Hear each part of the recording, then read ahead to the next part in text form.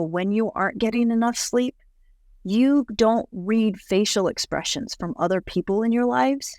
You can't see the nuances there. So if you are not getting that sleep, you're not connecting to your family to be that kind of dad who can sense when your children need you more or your wife needs you, and to have that connection and intimacy. So there's a lot of things. There's it's not just a waste of time.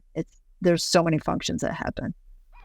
Welcome to the Kooler Lifestyle Podcast. I'm your host, Matt Kuehlhorn, and I'm excited to have you join me as I interview community members and business leaders from the communities in which I live, work, and serve through my business Kooler Garage Doors.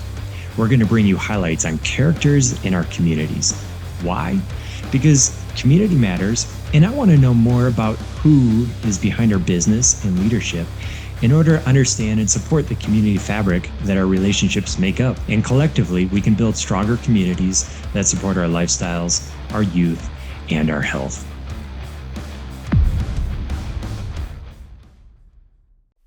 Ladies and gentlemen, welcome to the Kooler Lifestyle Podcast. I'm your host, Matt Kuehlhorn. Today, I'm sitting down with a new friend, Jalene Szuba, who is a board-certified health and wellness coach beaming in from Crested Butte, Colorado. And one of the reasons, Jalene, are speaking is because when I kind of queried my mind hive in Facebook land, you were listed as a sleep specialist or somebody that specializes in sleep. So I'm excited to drop in. I think we're going to have some good nuggets, some good practical stuff for our listeners. And I just welcome you to the show. Thanks so much for joining. Thanks for having me. I love your show. I love that you cover lots of different things. Yeah, we go pretty wide, and for a door guy, it's just fun. Yeah. So you're up in Crested Butte. How long have you been up in Crested Butte? I've been here 15 years now, so I think I can consider myself a local. Yeah. I don't know when that moniker is, but at some point after 10 years, I think the stamp is allowed. So that's cool. Yeah. And how long have you been a health and wellness coach? Going on 4 years now. So okay. And I've come in and out of the Valley. I've worked in the Valley. I've been involved in the Nordic Center, and then I've left the Valley to go work in the Caribbean. And when I came back, I really wanted something that was more in my passionate place. And I'm a natural empath, and I've always loved to help people. And that's why I gravitated to health coaching. Okay. That is something I want to dive into real quick. How would you define natural empath? When I see someone in need, I inherently, like at a cellular level, want to go help. Someone crossing the street, or someone can't get something working, like the grocery cart at the store. Or someone is feeling sad or frustrated. Like my body wants to just physically help that person or ease that person's challenge. So that's how I describe naturally empathetic. Do you have the ability to feel into people? Somewhat. Not like some, I've worked with like energy people who can really connect. Yeah. For me, it's more of a relatability. Love it. Very cool.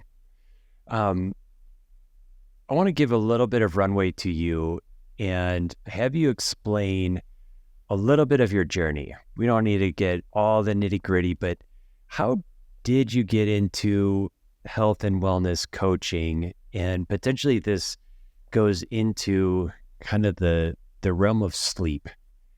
But how did this open up for you? Give us some of the highlights along your journey and how you ended up in Crested Butte, health and wellness, if you would.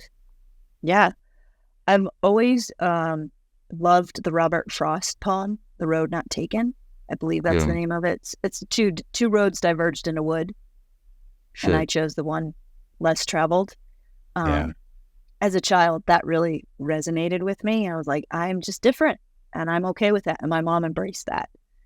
So I didn't go to college right away. there were things going on in my family, and I was like, I'm not ready. And so I moved to Aspen. I've always been a skier, and my dad said, well, why don't you be a ski instructor? So I did that for a while. And then I was ready to go to college. And my mom said, well, you've always loved films. So I went to film school and did that in Chicago and worked in, I did some independent films. I did some corporate meetings and events and did that for a long time. And I'm a very organized person. I'm a problem solver. It goes back to that helping people.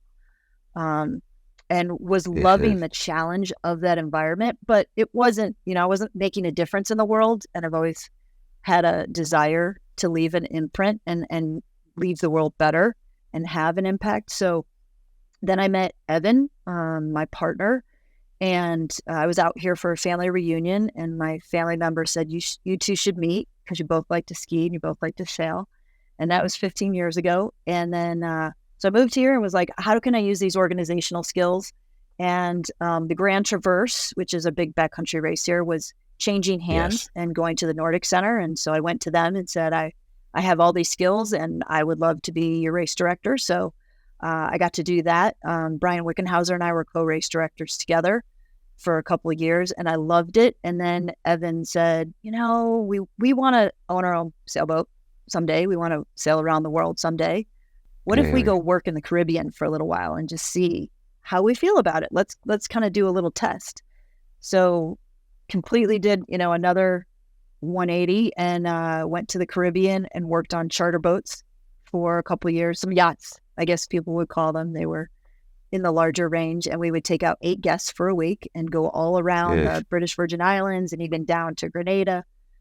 And we loved it, and it was a lot of fun. It was challenging in that you're gone for 10 months. So we're away from this beautiful place that we love. And so as we were kind of both trying to decide how we could get back to Crested Butte, and I didn't want to do production again. I wanted something different, and I've always loved to help people, and started looking at, well, how can you help people be happier? And I think that happiness comes from the inside. I think it's a mindset, and I also think it's a lifestyle and taking care of this amazing body that we've been given, this vessel that we live in. And that's how I got into health and wellness. And then as I was talking to my clients, I started realizing that it was just kind of this intuitive thing. It started out as sleep. Like we spend a third of our life sleeping. Why is that? It can't just be to just check out. Like there's got to be things. And so I started doing more research and asking my clients, okay, well, how is your sleep? And inevitably there was a link. If they were struggling to lose weight or stress management or relationship issues, their sleep usually wasn't that great. And so that's really what got me to then focus in and specialize more on sleep. Good. Love this. So your website, and we'll talk about this at the end as well, but I want to make a connection here. happinessanchor.com. I'm assuming after you shared your story that there's a piece there that is rooted with sailing. Yeah, for sure. So obviously I've talked about happiness, and I think it's so important for life. I think we all have a choice to be happy. And I'm a daily meditator, and I was meditating on the boat. We were in Italy working on a yacht, and I was meditating, and I just started thinking about how meditation is my anchor. That's where I go when I'm feeling overwhelmed or frustrated or sad or confused. I take some time to just go within. And it just kind of it's literally popped into my head, happiness anchor. Okay, what's my anchor for happiness? And I literally ran to GoDaddy. It was like, is this even available? And it was. And then the funny thing is, after I bought the domain and formed the LLC, I started doing more research and Googling it. And it's actually, some psychologists use it as a term for children. Think of a time when you were really happy, and that becomes your anchor when you're feeling all these other things in the world. Go back to that moment and remember how it feels. So little kids can learn as they grow. So it's crazy how it has all these multiple meanings, which I love. Yeah, I love that. Very cool. All right, let's talk about sleep a little bit, because I'm with you. I think that the lion's share of quote unquote success is done on the internal. We do our internal lifting, whether that means healing, changing beliefs, mindset. I think it's an internal game. I also get a little bit annoyed sometime, and this is just me being honest. Like, I'm an entrepreneur. I have my family, my kids, I have my health, I have my business. I want to grow, I want to do. And why do I need to sleep 8-10 hours a day in order to hit my 100% on my whoop? Like, what have you found in your research? Like, why do we have this quote unquote inconvenience? That's why to keep grinding. Yeah. So we're going to do a little mindset shift, Matt. Yeah, fair. It's not it's not a waste of time. It's actually an amazing use of time, because that's when your body there's so, like, I get so excited. There's so many things that happen when we're sleeping. All the things that you've been learning all day, that's when they're actually sitting and kind of moving their way around the brain and getting into your long-term memory, so that you can, go back, how to do those skills that you need for work. It's also when a lot of our organs and bodily functions are doing a reset. It's like shutting down your computer. Like, sometimes you just have to go back to that base. I also like to think of it as, the Zamboni on the ice goes around and cleans the ice for the next game, and it's all smooth and pretty. That is happening in our bodies. There's a fluid that flushes our brain out. We build up plaque and proteins all day long, thinking and doing. And so when we sleep, there's a fluid that can wash through and clear all of that away. And there's some research that's showing that when that doesn't happen, those plaques, if they stay in there, that can lead to Alzheimer's and longer chronic diseases, longer term illnesses. So it's a time for your body to restore, regenerate, revive. And like I said, there's a reason we spend a third of our life, like our bodily functions need that time. There's also studies that show when you aren't getting enough sleep, you don't read facial expressions from other people in your lives.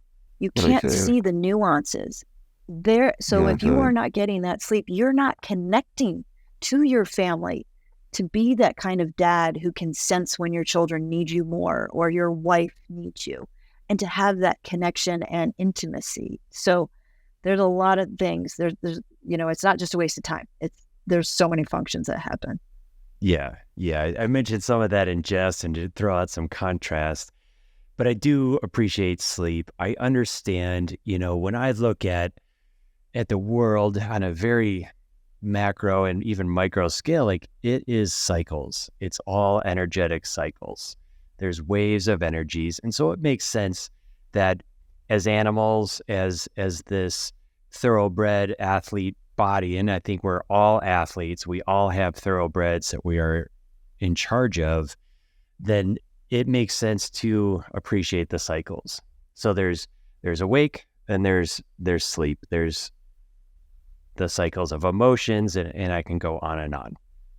So I understand there's a big reset. There's a lot of clearing, a lot of healing, a lot of just micro adjustments, a lot of filing of experience and this information gathering, and we're putting this all into places.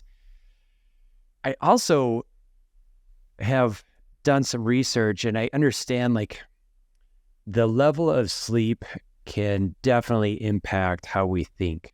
And like you were mentioning with the interpretation of facial expressions and on a micro level. And what I find fascinating is that, we all have a certain amount of time, and yet some of us can leverage time differently than others to gain different experiences, more financial wealth, to grow different things.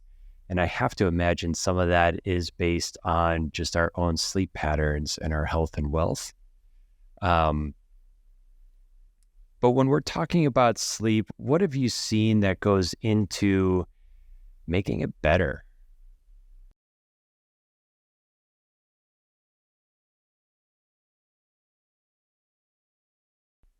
Okay, so I lost you for a second there. I don't know if it's my internet, but the question was, and I love your analogy. We are cyclical, right? Like we're even spinning on the Earth, Right. and the planets are all. So yes, I agree with you 100%. We are cyclical. So was the question about how sleep relates to that cycle? Well, I kind of went on a roundabout, but ultimately the question is like, okay, let's own the fact that sleep is important. How do we optimize it? What can we do to make it better? Some of that is in the mindset of just being like, all right, yeah, sleep is important. Okay. Let's get that. Are there practical pieces that I can do prior to bed or when I wake up or throughout the day that can really set me up for success? And what am I ultimately aiming for is another level to that question. Yeah. Absolutely. There are things that you can do all day. In fact, the moment you wake up, you're starting to prepare yourself for sleep. So I recommend people get outside. First thing when you wake up, I'm a big fan of drinking a glass of water because we are dehydrated, we're sweating overnight. So getting that glass of water going gets everything in your body going. And from the moment you wake up, you start building what's called sleep pressure. And that's what makes you tired at the end of the day. So, and then the other thing is our circadian rhythm, back to that cycle and rhythms. We work on a 24-hour clock, and we are just biologically hardwired to be awake when the sun is up and to sleep when the sun is down. So another way to get that going is to get outside and look at the sun early morning between sunrise and 8 or 9 o'clock. There's colors in the spectrum that help stimulate our brain and start that sleep pressure going. And it's almost like starting the clock on the day. And then throughout the day, what you can do is, be aware of your caffeine intake. It takes us, anywhere. Everybody's a little differently, but roughly our bodies need like 6 to 8 hours to metabolize caffeine. So if you want to be going to bed at 10, you want to be reducing or stopping your caffeine around 2 o'clock. Same thing with alcohol. If you're going to be going to a big event, I believe it's more like 4 to 6 hours to metabolize alcohol. And alcohol impacts REM sleep. It impacts the quality of our sleep. I think as we get older, we start to notice that more too. Like I drank a lot, I didn't sleep so well, I woke up a lot. Yeah. So if you're going to be doing some drinking, do it earlier in the evening and then try to taper. I am a huge fan of moderation. I believe that life is, we're here to be happy and enjoy things. So I'm not one to say don't do this or don't do that, but be more mindful of it and try to moderate where you can. And then in terms of getting ready to sleep, I like to say it's landing an airplane, because like you said, we are these magnificent, amazing things. It's not flipping a light switch. You can't go all day and jump in bed and expect this body to go, okay, I'm done. It unfortunately doesn't work like that. If it did, we could optimize our time even more. So your bedtime routine, reducing screen time. Electronic devices like computers and phones emit a blue light that is very similar to that color spectrum of the sun. And so our brains think it's supposed to be working. It's daytime. It's supposed to be stimulated. So reducing time in front of devices. They do make blue light blocking glasses. So if you're someone that has to be working on your computer or you need your phone, I use those at night if I know I'm working a little bit later. Dimming the lights in your home can also help send that signal to your brain that we're going to be moving into a sleep cycle. And then your actual bedtime routine. So I try to, we are creatures of habit. Our bodies love routine. Our bodies like to know what to expect. And so I try to have the same routine at night so my body knows what's coming. And that's brushing my teeth, washing my face, taking vitamins, maybe laying out my clothes for the next day, maybe doing one more look at my calendar just so I know what my day is going to be like tomorrow. And then and then I love to read. I've always loved to read. So I try to read right before I go to bed, a book. And then the very last thing that I do, I turn out the light and then I replay the day with a lens of gratitude.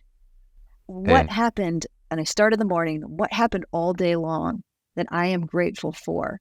And how can I shift, my perspective instead of, oh, that happened and that was a negative.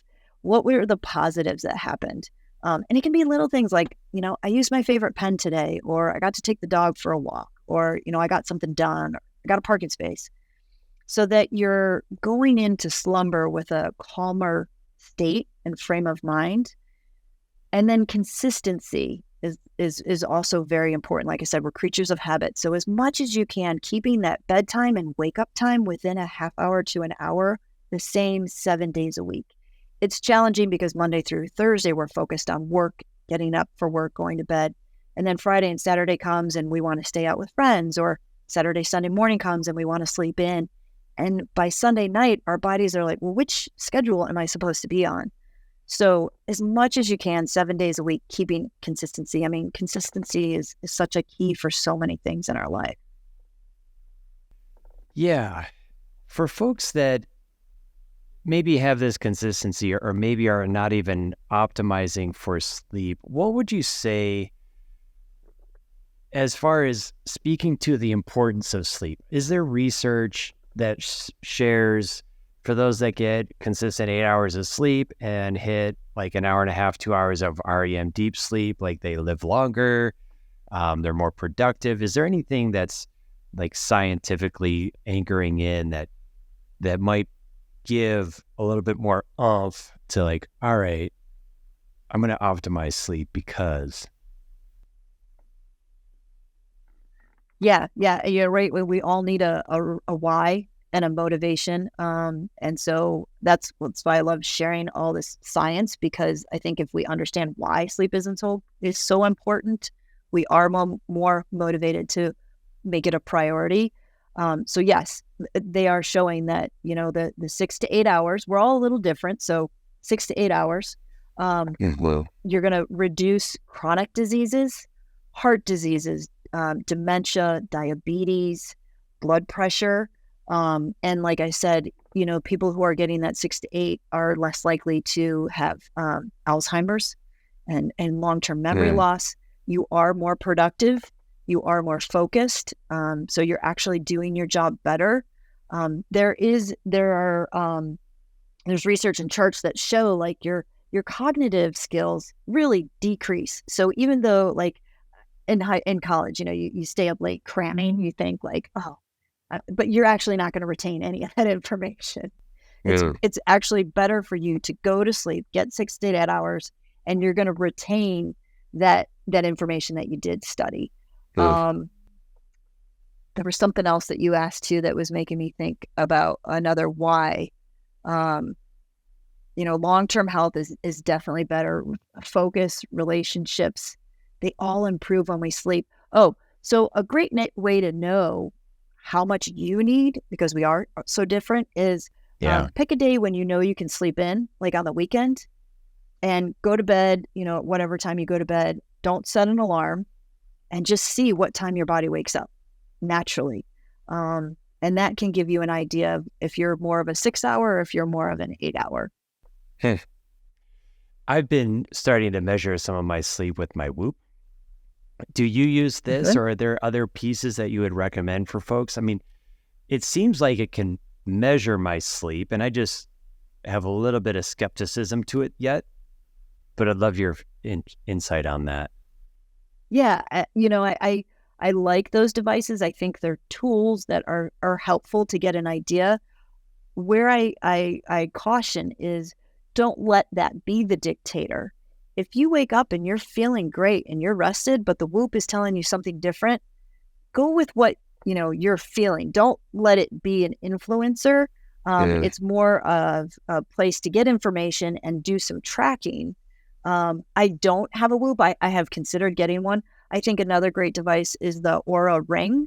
That's another device that monitors a lot of that kind of stuff. So I think there's a place and they can be helpful. But if you wake up feeling great and it tells you you didn't get any sleep, then that goes back to that mindset and that mind over matter. And now you're letting something else tell you how actually feel. So kind of checking in with yourself first and then looking at the data. Yeah. Yeah, I love that. And it is a tool, and it's not the dictator necessarily. So use it as such. This is good. Let's see if we can break this down. So if I was to take our summary of this conversation and break it into practical terms, I think first and foremost, and I'm checking this with you, see if you would agree, start with what you want and why.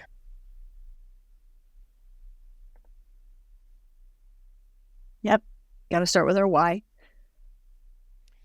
And I know we have a little internet connectivity pieces going on, but each one of us is getting uploaded on our own side. So it should play out in our show form. Yeah. But if we're starting with the why and understanding the mindset behind it, the next piece is, I love the analogy of landing an airplane and kind of looking at the day as this big movement of momentum and being mindful of how I'm bringing this down. And maybe that includes blue light glasses or shutting off the screens altogether. For me, one thing we haven't even touched base on our conversations yet is,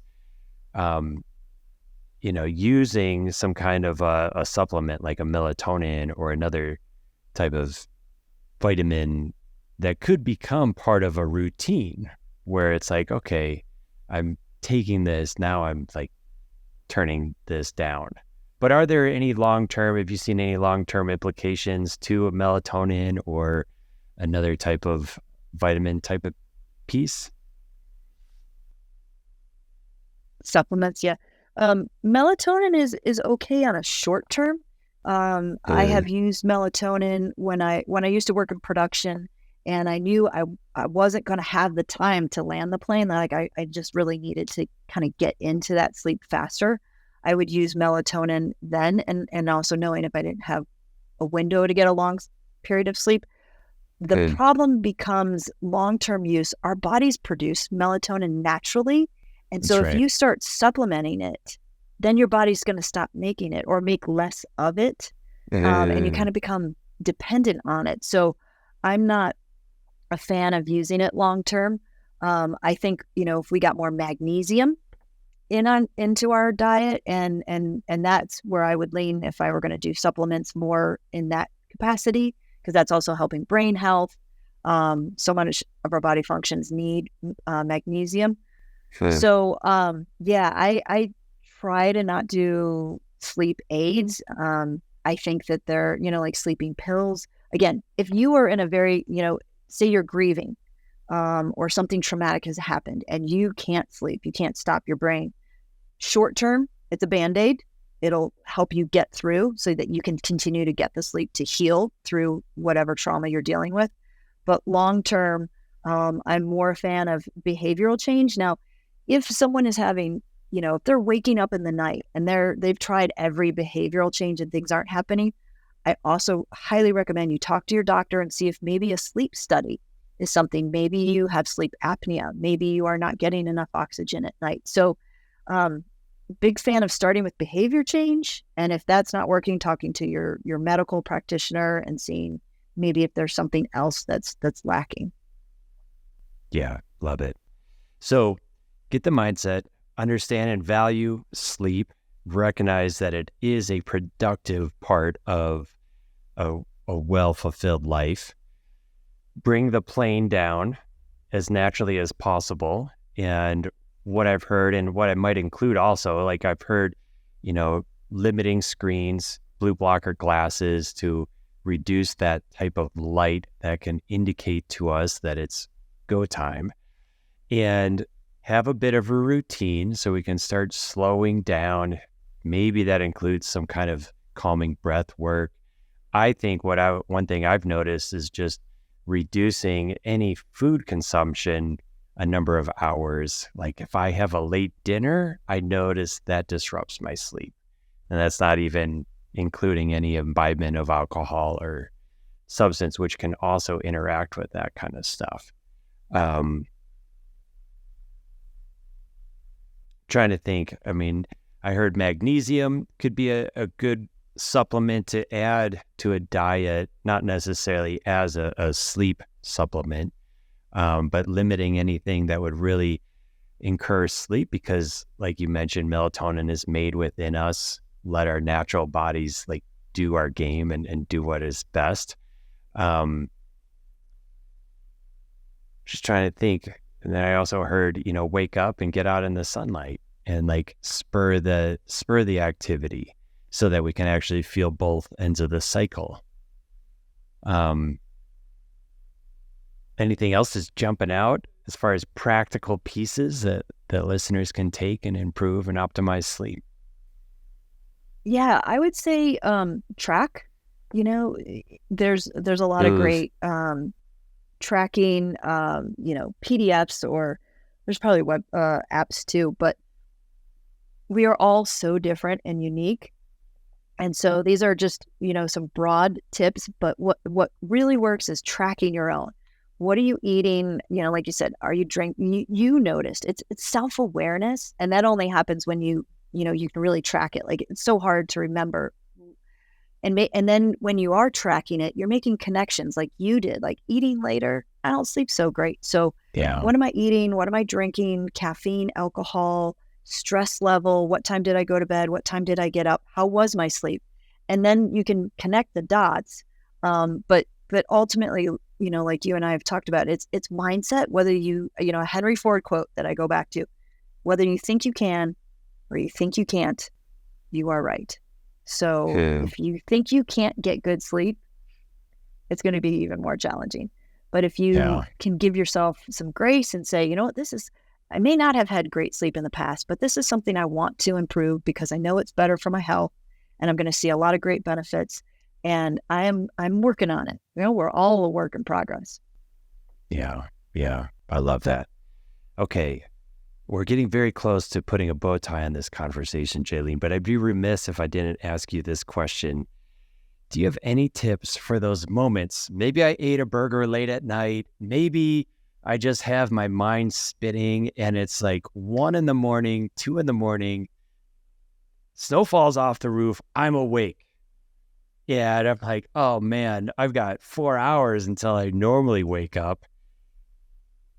Do you have any tips, tools, insights? Like, is it time to get up, move the body around and kind of go back into the routine to settle? Is that counting sheep? Like, I know we're all different. I'm just wanting to pick your brain and see if there's any tips, like in that moment of what I would call insomnia. And maybe it's not chronic, maybe it's just spur of the moment. But what might you say to your clients? Like, what tips, tools might there be out there to help reset or get back to sleep, or you just wake up and go with it? Yeah. Thank you for asking, because I think it's very common. I think a lot of people do. Many of us wake up in the middle of the night just to go to the bathroom. And then if you start thinking, then it's harder to fall asleep. So tips are, if you are someone that goes to the bathroom in the middle of the night, try to minimize any light. Don't flip on lights, because now you're going to be activating your brain. So if you need light to get to the bathroom safely, keep a low level night light in the bathroom so you can get there safely. Or don't use, I don't use a light at all. I know my route. I use my hands. And then if you do get back to bed, or if you do wake up and your thoughts are racing, I recommend, if you're someone who's chronically worrying, I recommend a worry journal. So in the middle of the day, you write down all your worries. What is everything you're worried about? And then, so when you wake up in the middle of the night, if you start playing that, if you get in that hamster wheel, you're like, you know what? It's in the worry journal. I've taken care of it. I will deal with it tomorrow. But right now I need to sleep, because not a lot gets solved at 3:00 in the morning, and the more you worry that I'm not sleeping, the harder it's going to be to calm your brain down to go back to sleep. So, but if you do find that you're sitting there and it's been 30 minutes and you're just not falling asleep, it is recommended to get up and to go move somewhere else, and sit and read with like a low light light on your book, because that will kind of calm your brain down and get you a little more tired. And the reason they say to get out of your bed and go sit somewhere is we don't want to associate our bed with somewhere we're stressed. We want our bed to be a place of relaxation. So if you are laying there and just beating yourself up because you're not sleeping, then yes, it is a good idea to just go move somewhere else, put a low light on, read a book. Don't pick up the device because now we're activating the brain again.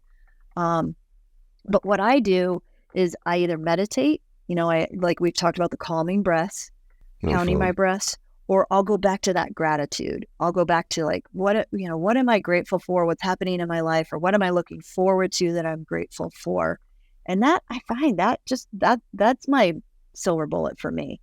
Just going, I find gratitude is like the antidote for everything. If I'm angry, if I'm sad, I just go, okay, what's one thing I can be grateful for right in this moment? And that can usually help shift my emotions. That's so powerful. I really appreciate that. I've been training myself, when I do wake up, as soon as my feet hit the ground, I say thank you. And that's been a very consistent piece that can set into motion a different style of day than if I'm waking up and all of a sudden I'm like, oh, what's going to happen today? Oh my gosh. So I really appreciate that. That's been a big piece in my life. I think that in and of itself could be one nugget that a listener can take if they're popping up and waking up in the middle of the night, or even if they're just trying to settle. Thank you, thank you, thank you. And starting there and looking at all the little micro things that are available to us to be grateful for can make that mind shift dramatically. So I really appreciate that. For folks that are listening that are local or even outside of local, like how do we get in touch with you? How do we learn more from you, potentially engage in your services? Give us some of the details. All right. Website is happinessanchor.com. My email is happy@happinessanchor.com. I'm on Instagram, happiness.anchor. My phone number is 773-294-1147. I like to get text messages and phone calls. And I do work with people all over the world. That's, one benefit of COVID is we all became really comfortable with Zoom. And that's usually how I coach. Yeah. I love it. Well, Jalene, thank you so much for the conversation today. Again, I'm going to emphasize the point of gratitude. I think that's so good. And then just some really good nuggets for optimizing sleep. I really appreciate the knowledge that you dropped and shared. Thank you so much. Thank you for having me. This was a pleasure. Ladies and gentlemen, thank you so much for listening to the Kooler Lifestyle Podcast. We count on your subscriptions, your likes, your shares, and I encourage you to do that now. If you're watching on YouTube, go ahead and subscribe, lower right-hand button. If you're on audio, download this, share it, and we look forward to having you on the next one.